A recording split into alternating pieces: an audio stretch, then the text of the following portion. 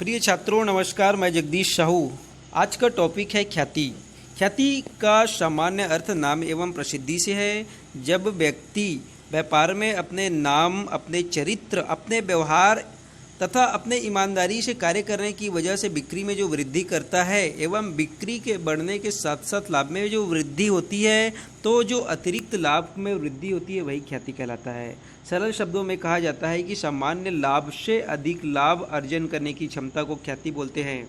मैं अपने भाषा में बताना चाहूँगा तो ख्याति से तात्पर्य आपके चरित्र से, आपके व्यवहार से, आपके ईमानदारी के काम करने की वजह से, घर पहुंच सेवा आदि सुविधा प्रदान करने की वजह से आपके बिक्री के साथ में लाभ में जो वृद्धि होती है वही ख्याति कहलाता है।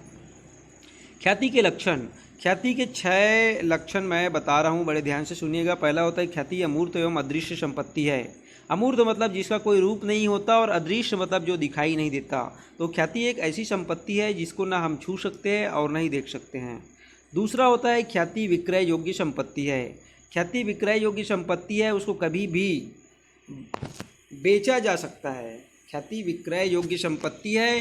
तीसरा होता है लाभ अर्जन करने में सहायक होते हैं। ख्याति क्या करता है? लाभ अर्जन करने में, अधिक लाभ अर्जन करने में सहायक होते हैं।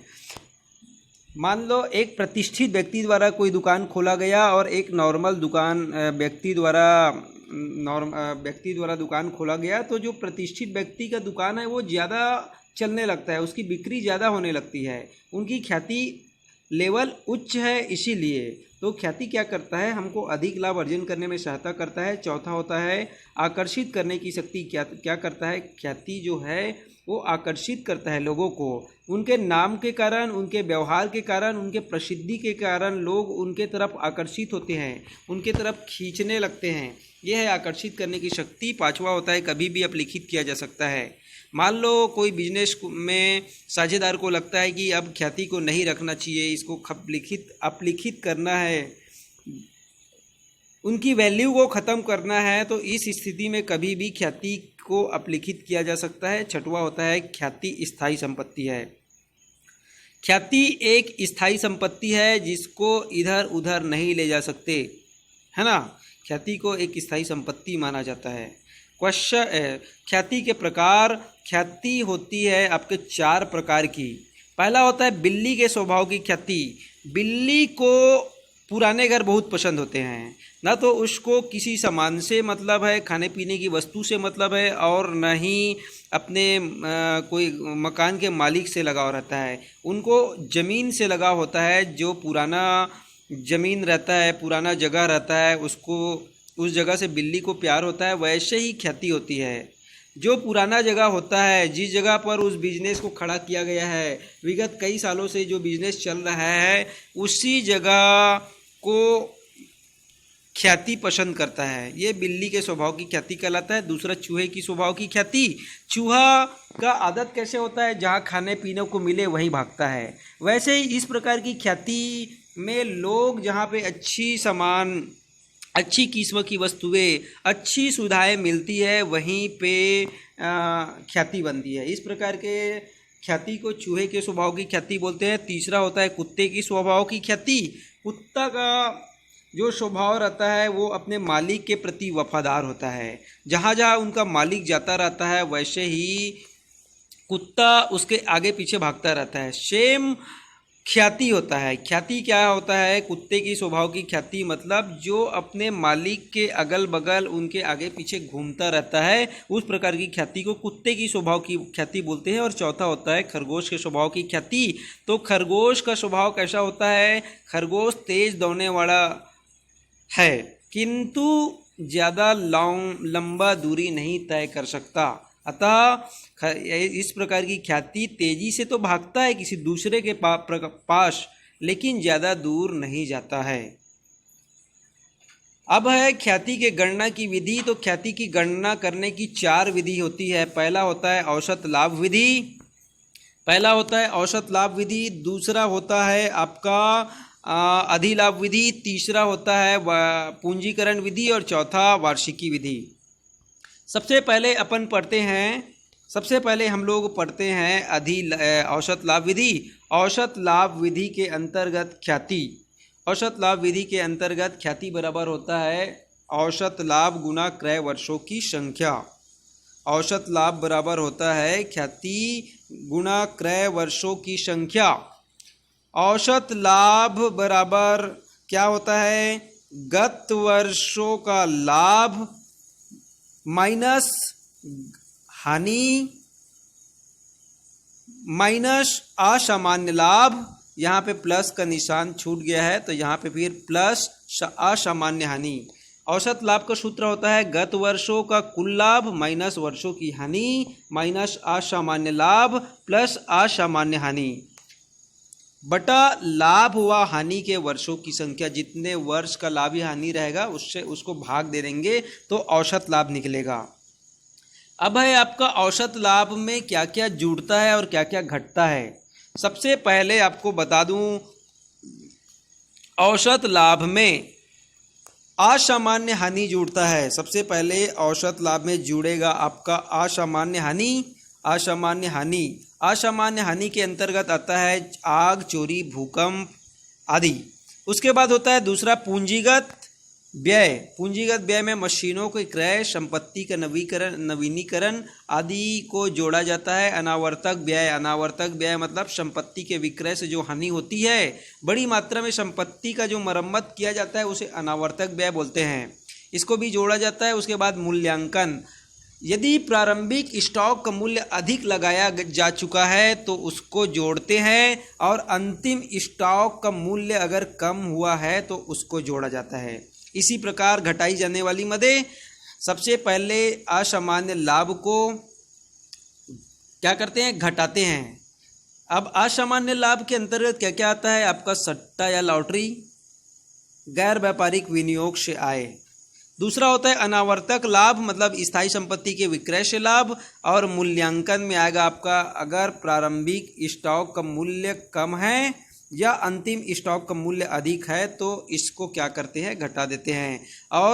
और जो आवश्यक व्यय होते हैं, आवश्यक व्यय मतलब जैसे हाश हो गया, है ना, वेतन हो गया, तो ये सबको भी उस औसत लाभ की राशि में घटा दिया जाता है।